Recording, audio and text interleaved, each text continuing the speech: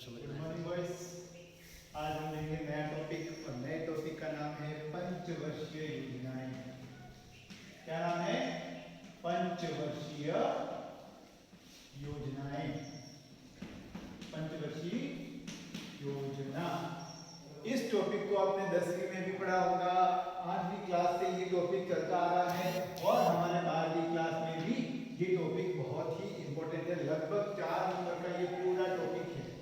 कितने नंबर का है? योजना, योजना काल कहते हैं इसको। योजना काल के अंदर सबसे बड़ी योजना थी पंचवर्षीय योजना ही थी भारत सरकार की। 4 नंबर का प्रश्न आता है।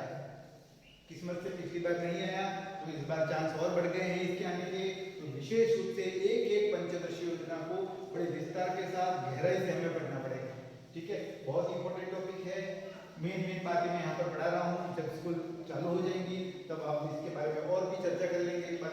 ठीक है, पंचवर्षीय योजना मतलब 5 वर्ष की योजना। सीधी सीधी इसका शाब्दिक अर्थ क्या है? 5 वर्ष की योजना।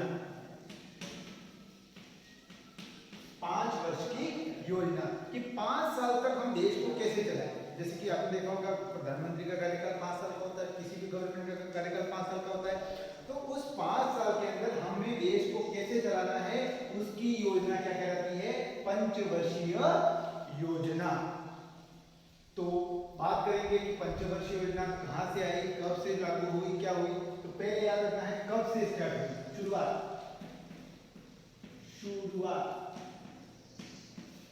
ठीक है, अब पंचवर्षीय योजना बनानी है। ठीक है, आपने पढ़ लिया पहली से लेकर 12वीं पंचवर्षीय योजना आज तक हमारे भारत के अंदर चली है। पहली से लेकर 12वीं तक। ठीक है, 1 से 12 तक पंचवर्षीय योजना हमारे यहाँ पे चली। ठीक है, तो हमें पहले ये देखना है कि ये थॉट, ये विचार किसके दिमाग में आया। किसने सोचा कि 5 साल तक हम विकास का कोई प्लान बनाएंगे, 5 साल की योजना बनाएंगे। ये चीज किसके दिमाग में आई? तो सर्वप्रथम शुरुआत विश्व में। ठीक है, विश्व में इसकी शुरुआत हुई थी। हालांकि ये आपकी किताब में नहीं है, पर फिर भी आपको और इसको ज्यादा लिखना है। क्योंकि अगर आपको ऊपर पढ़ना है ज्योग्राफी के अंदर तो किताब से बाहर का भी याद रखना है आपको। ठीक है, विश्व में शुरुआत की थी पंचवर्षीय योजना की सोवियत संघ रूस ने की। किसने की थी? सोवियत संघ रूस। सबसे पहले इस योजना को लागू करने वाला देश, पंचवर्षीय योजना को लागू करने वाला देश था सोवियत संघ रूस। कब लागू की थी रूस ने? 1927 से 28, 29, 30, 31, 32 5 साल की योजना है। तो 1932 तक। ठीक है, रूस ने पहली योजना कब शुरू की थी? 1927 से 1932 तक। ठीक है, किसने, रूस में किसने चालू की थी योजना? तो नाम आपको याद रखना, स्टालिन। स्टालिन नाम है उस व्यक्ति का जिसने इस योजना को शुरू किया था। स्टालिन वहां के राष्ट्रपति रह चुके हैं। व्लादिमीर पुतिन से भी पहले के राष्ट्रपति थे स्टालिन। ठीक है, इन्होंने पंचवर्षीय योजना को शुरू किया था। अब आपको पता है कि शुरुआत से ही रूस से हमारे बिल्कुल ही मित्रवत संबंध है। जैसे ही भारत आजाद हुआ, हमारा पहला जो व्यापारिक मित्र कह लो, आर्थिक सहायता वाला मित्र कह लो, युद्ध में सहायता वाला मित्र हमारे सामने उभर कर कौन सा आया था? रूस। तो हमारे देश के प्रधानमंत्री, जब देश आजाद हुआ 1947 के बाद, तब हमारे प्रधानमंत्री जवाहरलाल नेहरू के दिमाग में भी ये थॉट आया।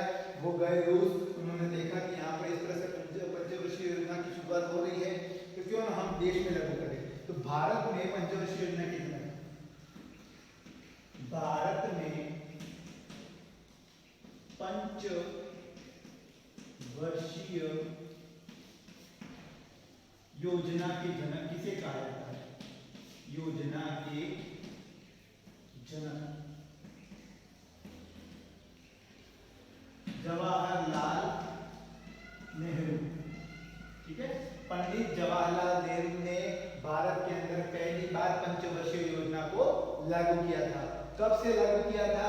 1951 से 1956 तक पहली पंचवर्षीय योजना चली। चलो इसको बाद में पढ़ेंगे। अब याद रखना पंचवर्षीय योजना का समयकाल क्या होता है। ठीक है बेटा, इसको याद रखना। 1927 से 32 तक सोवियत संघ रूस ने शुरू किया था। भारत के अंदर पहले जनक कौन माने जाते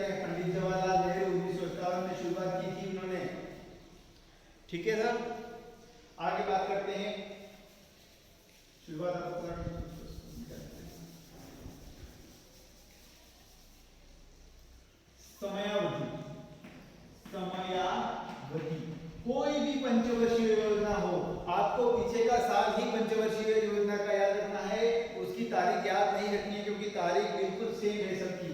1 अप्रैल से पंचवर्षीय योजना की शुरुआत होगी और 31 मार्च साल का जो वित्तीय वर्ष माना जाता है, वित्तीय वर्ष, व्यापारिक वर्ष, तो 1 अप्रैल से शुरुआत 31 मार्च को खत्म। ठीक है, ये इसकी समयावधि है। ठीक है, अभी तक देश के अंदर कितनी पंचवर्षीय योजना चली? अब तक भारत में कितनी पंचवर्षीय योजना शुरू चली? 1 से 12वीं पंचवर्षीय योजना चली थी। 12वीं पंचवर्षीय योजना के बाद नरेंद्र मोदी की सरकार आई और उन्होंने पंचवर्षीय योजना को समाप्त कर दिया। क्या कर दिया? समाप्त कर दिया। तो आगे आपको याद रखना है कि कब से कब तक? तो 1951 से पंचवर्षीय योजना शुरू हुई थी। कौन सी? पहली वाली। कौन सी शुरू हुई थी? पहली पंचवर्षीय योजना कब शुरू हुई थी? 1 अप्रैल 1951। यहाँ आगे लिख रहा हूं, 1 अप्रैल 1951 से पंचवर्षीय योजना की शुरुआत हुई थी और खत्म कब हुई? 2017। वही तारीख 31 मार्च 1917 को पंचवर्षीय योजना समाप्त हो गई और अंतिम पंचवर्षीय योजना कौन सी थी? 12वीं थी। ध्यान रखना, पहली, दूसरी, तीसरी बहुत ही इंपॉर्टेंट पंचवर्षीय योजना है। इसके बाद बीच में छठी है, 9वीं है, 12वीं है, कुछ खास है, सभी खास नहीं है, सबको आपको खास रूप से नहीं पढ़ना है। पहली, दूसरी, तीसरी तो विशेष रूप से आपको पढ़ना है। ठीक है, ज्यादा इंपॉर्टेंट तत्व इसी के अंदर से आते हैं। ठीक है, तो आपको याद रखना है। अब बात ये भी आती है कि 1951 से 2017 तक निरंतर रूप से पंचवर्षीय योजना नहीं चली। पंचवर्षीय योजना का बीच में गैप भी पड़ा। क्यों नहीं? 1951 के बाद 1956 तक चली, फिर दूसरी 1956 से 1961 तक चली, फिर 61 से वापस 66 तक चली। इस बीच में लगभग 7 साल का गैप रहा। कितने साल का? 7 साल का गैप रहा है पंचवर्षीय योजना में। और इस 7 साल के गैप को क्या कहा गया है? योजना अवकाश। क्या कहा गया है? योजना अवकाश। इस काल को क्या कहा गया है? योजना अवकाश कहा गया। जो 7 साल का गैप पंचवर्षीय योजना के बीच रहा, उस गैप को योजना अवकाश का नाम दिया गया है। ठीक है, क्योंकि योजना कौन सी? पंचवर्षीय योजना, और बीच में गैप पड़ गया, इस गैप को क्या नाम दे दिया? योजना अवकाश। ठीक है, एक साथ ही 7 साल का गैप नहीं रहा, टुकड़े टुकड़े में। पहली बार 3 साल का गैप रहा, फिर दूसरी बार 2 साल का रहा, फिर दूसरी बार 2 साल का रहा। ठीक है, याद रखना। पहली बार पंचवर्षीय योजना में गैप कब रहा?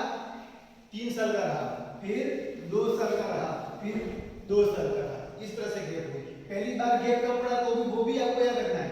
1966 से 1969 तक कोई पंचवर्षीय योजना नहीं चली थी। क्या कर दिया था? बीच में गैप पड़ गया। इस गैप का कारण क्या होगा? आप दिमाग लगा के सोचना घर पे कि 1966 से 1969 के बीच क्या हुआ कुछ नहीं था। 1965 पर हम 1964-65 में तब क्या हुआ था कि चाइना ने हम पर हमला कर दिया। आपको पता है, हम चाइना से युद्ध हार गए और तिब्बत का पूरा हिस्सा चाइना अपने कब्जे में कर लिया उसने। ठीक है, फिर वापस 1965-66 में क्या कर दिया? पाकिस्तान के भी हौसले बुलंद हो गए, उसने पर भी हम पर हमला कर दिया। ठीक है, इसके बाद जैसे जैसे भारत, पाकिस्तान से जीत चुके थे, जैसे जैसे भारत उभरने लगा, अचानक फिर इस समय में बहुत ही बड़ा काल, इसको कहते हैं 56 काल भी कह सकते हो। ठीक है ना, 56 काल जैसा अकाल पड़ा था पूरे देश के अंदर।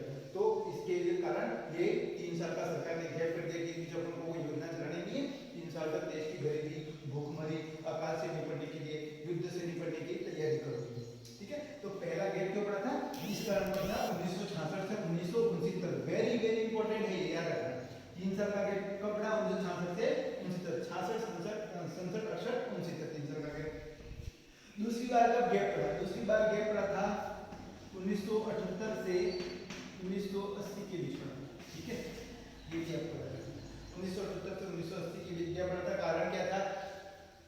25 जून 1900, ये डेट इतिहास के अंदर कभी नहीं भूली है। 25 जून 1977 क्या हुआ था? देश के अंदर आपातकाल घोषित हुआ था। क्या हुआ था? आपातकाल। कौन सा आपातकाल? आंतरिक अशांति का आपातकाल लगाया था। किसने लगाया था? सबको तो इसके कारण 2 साल गैप पड़ गया। फिर 1992 के आसपास फिर 2 साल का गैप रहा। क्यों रहा? क्योंकि राजनीतिक स्थिति इस समय क्या होती, सरकार बढ़ रही थी, सरकार वापस आ रही थी।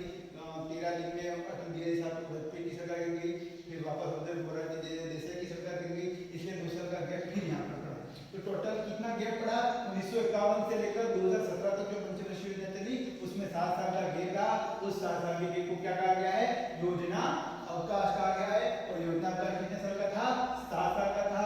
पहली बार 3 साल का, फिर दूसरी बार 2 साल का, फिर दूसरी बार 2 साल का। इसका विस्तृत कारण मैं आपको क्लास में बताऊंगा। 1966 के बीच ऐसा क्या हुआ था, योजना अवकाश छप पड़ गया। ठीक है, यहाँ तक चीजें क्लियर है?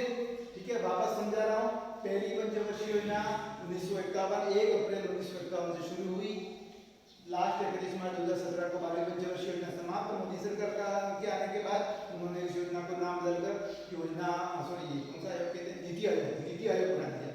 पंचवर्षीय योजना को क्या बना दिया? नीति आयोग। योजना आयोग पूरा कैंसिल कर दिया लोगों ने।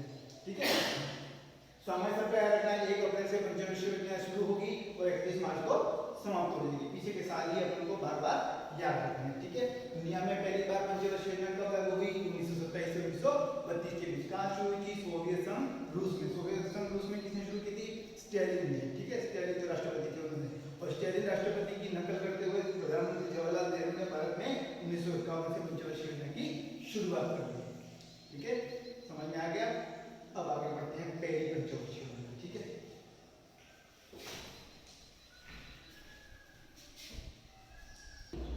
पहली पढ़ेंगे पहली पंचवर्षीय योजना। पहली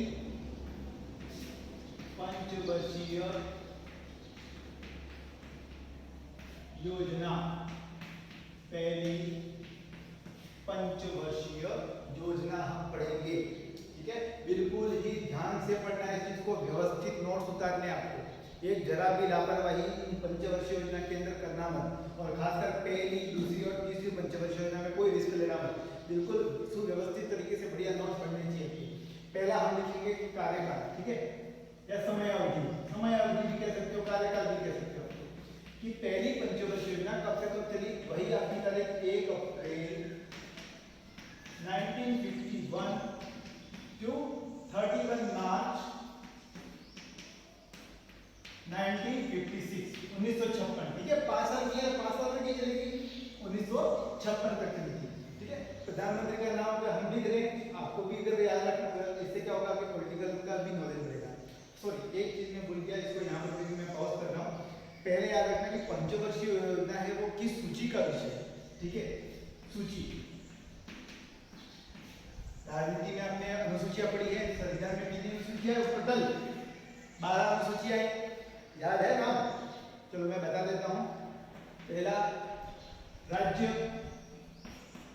ठीक है, संवैधानिक पदों को मैं लिखूंगा नहीं, इतना फिर वीडियो खत्म हो जाएगा, 2 घंटे का वीडियो नहीं बन सकता है तो। हाँ, पहला राज्य। ठीक है, भारत एवं राज्य वो पहली अनुसूची। भारत एवं राज्य में आपको क्या रखना पड़ता है कि भारत एक राज्य है जिसके अंदर 29 राज्य हैं। तो इस सूची में क्या आएगा? अगर कोई भविष्य में 30वां राज्य बन गया, जैसे कि आपको पता है वर्तमान में कौन सा ऐसा राज्य है जो नए राज्य की मांग उठा रहा है? नाम बता आपको है? वर्तमान में ऐसा कौन सा राज्य है जो खुद कोई नया राज्य बनाना चाहता है? उसके टुकड़े करके नाम है रखना दार्जिलिंग। ठीक है, ये दार्जिलिंग आता है, वो पश्चिम बंगाल के अंदर है। कहाँ है? पश्चिम बंगाल के अंदर है। पश्चिम बंगाल के अंदर दार्जिलिंग के अंदर स्पेशल गुरखा और दूसरी शेरपा। गुरखा और शेरपा दो जनजातियां हैं यहाँ पर, यहाँ की स्थानीय निवासी हैं यहाँ पे, जो मांग उठा रहे हैं दार्जिलिंग को हम अलग से राज्य बनाना चाहेंगे। उन्होंने नाम भी सोच लिया, गुरखालैंड। उस नए राज्य का नाम क्या होगा? दार्जिलिंग को अलग करके राज्य कौन बनाएंगे? गुरखालैंड। थोड़ा सा असम का भाग भी इसके अंदर आएगा, थोड़ा सा त्रिपुरा साइड का, थोड़ा सा मणिपुर का, वो सब मिला के नए राज्य को समझ जाएगा गुरखालैंड। ये मांग उठा रहे। तो भविष्य में भी अगर सरकार मान जाती है, ठीक है, कि हम 30वां राज्य बना देंगे, 30वां तो बन चुका है, 30वां बना देंगे, तो वो कौन सी सूची में जाएगा? पहली सूची में। क्योंकि पहली सूची का नाम क्या है? भारत एवं राज्य। भारत एक संघ राज्य है, संघ की सरकार है और उसके अंदर 29 राज्य हैं। ये है वो है, सब बातें उसके अंदर लिखी होती है। दूसरा संवैधानिक पदों की शपथ। संवैधानिक पदों की शपथ में जितने भी संवैधानिक पद हैं, चाहे राज्यपाल हो, लेफ्टिनेंट गवर्नर हो, राष्ट्रपति हो, उपराष्ट्रपति हो, मुख्य न्यायाधीश हो, सीएजी हो, जितने भी प्रकार के सरकारी पद हैं, ठीक है, उनका वेतन कितना होगा वो दूसरी अनुसूची में लिखा है। तीसरी अनुसूची में शपथ कि इन लोगों को शपथ कौन दिलाएगा।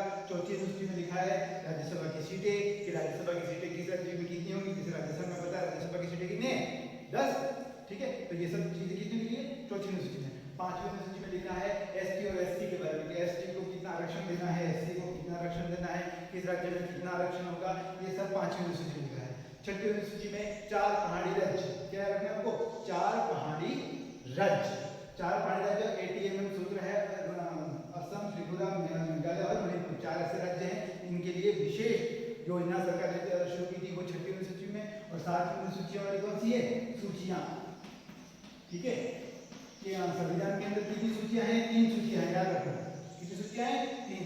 पहली कौन सी है केंद्र सूची, नंबर 2 राज्य सूची, पहली दूसरी और तीसरी कौन सी है समवर्ती सूची, समवर्ती सूची।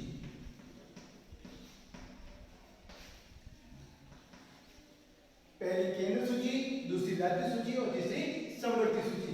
अब केंद्र सूची में क्या आएगा, आप सोच लो केंद्र सूची मतलब केंद्र का नाम दिया था कि केंद्र है वो किस चीजों पर कानून बना सकता है, किन किन चीजों में हस्तक्षेप कर सकता है, किन किन चीजों पर कानून बना सकता है। तो केंद्र सरकार में याद रखना तो रेल, ठीक है, सबसे बड़े रेल मंत्रालय, रेल के अंदर काम करने वाले टीटी, उनकी सैलरी, उनके भत्ते, नई रेल कहाँ आएगी, नई रेल का नाम क्या होगा, रेल का कारखाना कहाँ है, ये सब कौन देखता है केंद्र सरकार देखती है, इसलिए इसको केंद्र सूची में डाल दिया गया, ठीक है। नेक्स्ट, और अगर हम केंद्र सरकार के विषय में बात करें टैक्स, ठीक है, इसको हम कर कहते हैं, ठीक है। कर कौन वसूलता है केंद्र सरकार वसूलती है, ठीक है, चाहे वो आपका कहीं पर घूमने जाने का टैक्स हो, चाहे आपका इनकम का टैक्स हो, किसी भी प्रकार का टैक्स, सर्विस टैक्स, जीडीपी वाला टैक्स, ये आपके जो जीएसटी वाला टैक्स, हर प्रकार का टैक्स कौन वसूल करता है केंद्र सरकार वसूल करती है। क्यों राज्य एक ही कर वसूल करती है, अभी याद रखना, राज्य के पास केवल एक ही कर के पैसे वसूल करने, ये पेट्रोल पे लगने वाला टैक्स, माचिस की डिब्बी पे लगने वाला टैक्स, ये सारा पैसा कौन ले जाता है केंद्र सरकार। राज्य सरकार के पास क्या है केवल मनोरंजन कर है, क्या है मनोरंजन कर, जिसको हम इंग्लिश में कहते हैं इंटरटेनमेंट टैक्स। कौन सा टैक्स इंटरटेनमेंट टैक्स, मतलब मनोरंजन का प्रोग्राम है उस पे लगने वाला टैक्स कौन देगा राज्य सरकार पैसा देगी उसका। जैसे कि किसी राज्य में मूवी थिएटर में मूवी लग रही है तो उस मूवी को इस राज्य में चलाने के लिए पैसा कौन देगा राज्य सरकार देगी, ठीक है। राज्य के विषय में दूसरे सब विषय पर पंचवर्षीय योजना है वो समवर्ती सूची का विषय है, ठीक है। केंद्र सूची किसको कहते हैं जिस पर केंद्र सरकार बना सके, केंद्र सरकार कानून बना सके। राज्य सूची उसको कहते हैं जिसमें राज्य सरकार कानून बना सके, जैसे पुलिस है वो राज्य सरकार की होती है, याद रखना, ठीक है। पुलिस है वो किसकी होती है राज्य सरकार की, राज्य सरकार आदेश दे सकती है पुलिस को, जैसे राजस्थान की पुलिस है वो राजस्थान की सरकार की मानेगी, वो दिल्ली वालों की नहीं सुनेगी, ठीक है ना। सेना है, सेना किसकी है केंद्र सरकार की, वो राज्य सरकार की नहीं होती, ठीक है। सारी सेना है, चाहे वो किसी भी बटालियन की सेना हो, चाहे बीएसएफ हो, चाहे पैरा मिलिट्री हो, स्पेशल फोर्सेस हो, एनआईए हो, रो हो, सीबीआई हो, सब किसके पास है केंद्र के पास, ठीक है ना। राज्य के पास क्या होती है पुलिस, केवल दिल्ली पुलिस एक ऐसी है वो केंद्र सूची के अंदर आती है, ठीक है, क्योंकि दिल्ली पुलिस है वो दिल्ली सरकार के अंदर नहीं चलती है, वो सीधा गृह मंत्रालय को रिपोर्ट करती है, इसलिए वो केंद्र सूची का विषय है। हाँ, तो समवर्ती सूची किसे कहते हैं, समवर्ती सूची मतलब जब कभी केंद्र और राज्य के बीच किसी विषय को लेकर मतभेद हो जाए, जब केंद्र और राज्य के बीच किसी विषय को लेकर मतभेद हो जाए और दोनों मिलकर कानून बनाए, ऐसी सूची को क्या कहते हैं समवर्ती सूची। तो पंचवर्षीय योजना किसके अंदर आएगी समवर्ती सूची के अंदर आएगी, पंचवर्षीय योजना किसके अंदर आएगी समवर्ती सूची के अंदर। ये बस इतना समझाने के लिए इतना समझाना पड़ा, ठीक है। आगे बढ़ते हैं,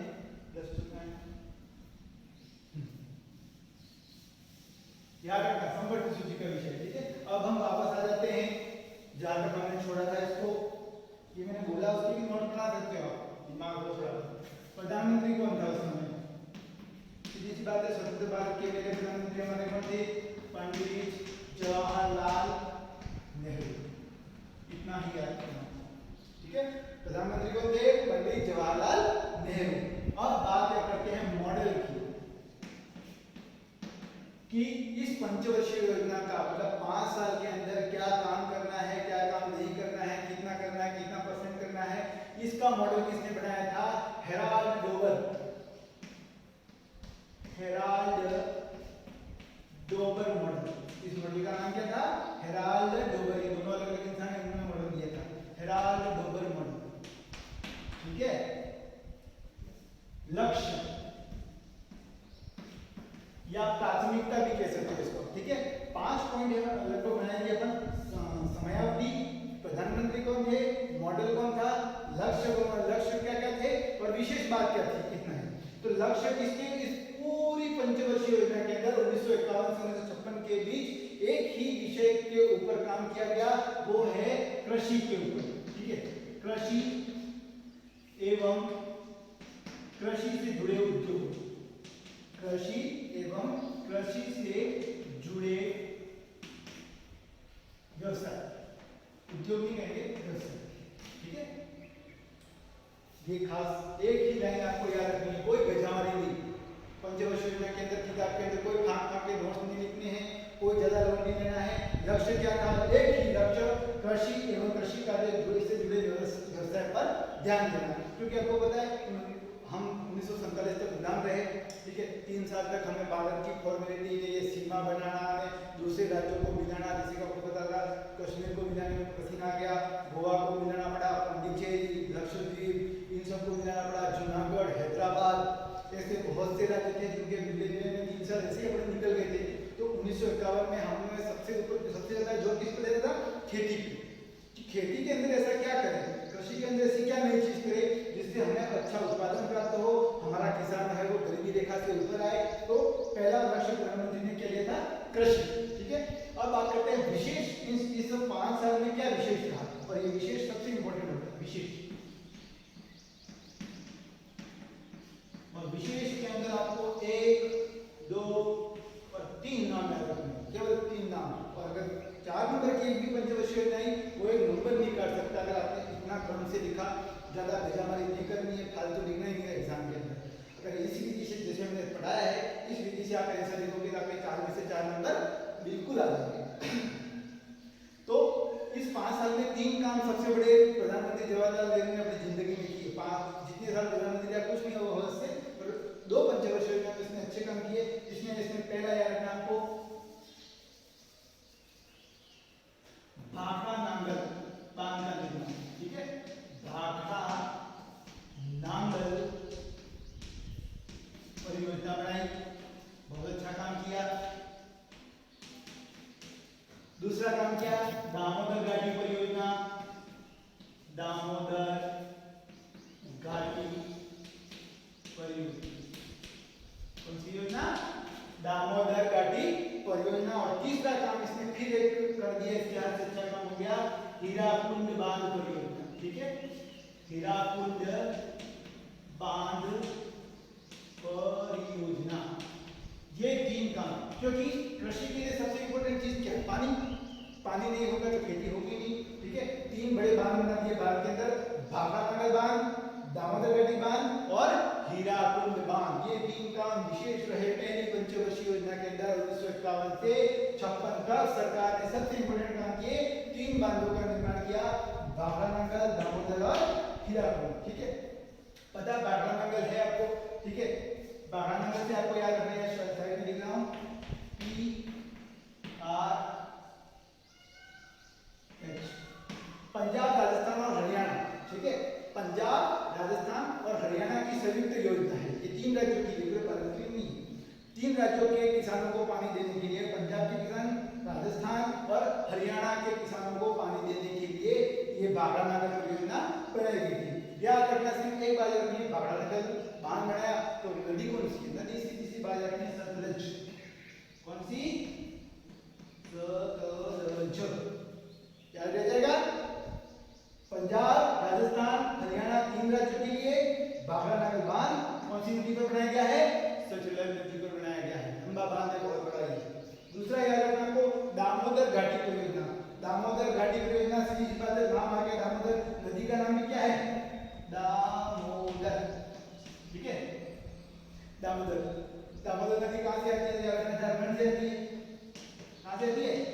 झारखंड से। और ये बांध दो राज्यों के लिए भी याद रखना है, एक तो झारखंड खुद के लिए तो होगा ही, दूसरा पीईबी पश्चिम बंगाल, पश्चिम बंगाल और झारखंड के आसपास के जो किसान हैं या वहाँ की जितनी भी मैदानी भाग है वहाँ पर सिंचाई की सुविधा किससे प्राप्त हुई, दामोदर नदी घाटी परियोजना से प्राप्त हुई। बागड़नगर PRH, इसमें याद रखना है झारखंड और पश्चिम बंगाल, ठीक है। और अंतिम रहा हीराकुंड बांध, जो कि भारत का सबसे ऊंचा बांध माना जाता है और गुरुत्वाकर्षण शक्ति को ध्यान में रखते हुए बांध को बनाया गया, क्योंकि ऊंचा बांध है। ऊंचा बांध बनाने में इसमें क्या होता है, दीवारें फट सकती हैं, अपने ज्योग्राफी में पढ़े हैं किस प्रकार से बांध है वो भूकंप आने का कारण बन सकते हैं, मैंने ज्योग्राफी में आपको पढ़ाया था।